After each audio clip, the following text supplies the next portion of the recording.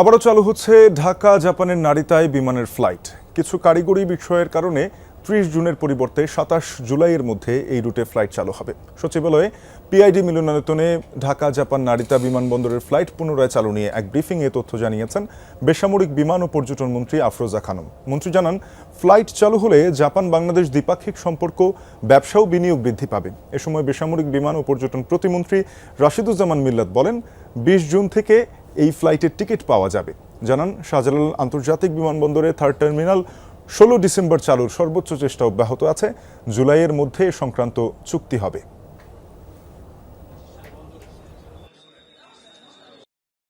এই ১৭ বছরের যে কি অবস্থা হয়েছে আপনারা জানেন, প্রত্যেকটা সেক্টরই কি দুরবস্থার মধ্যে আছে।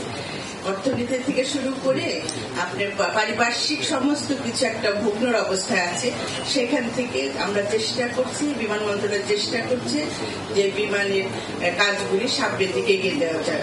পলিটিক্যাল কারণে কিন্তু বন্ধ হয়েছে। আমাদের যখন ফ্লাইটটা লাভ করছিল, প্রথম দিকে আমরা কিছু লস করেছি, রান করেছি, ব্রেক ইভেন এসেছি। তারপরে যখন ৩-৪ মাস পর পর লাভ হচ্ছিল, তখনই কিন্তু ফ্লাইটটাকে বন্ধ করে দেওয়া হয়েছিল।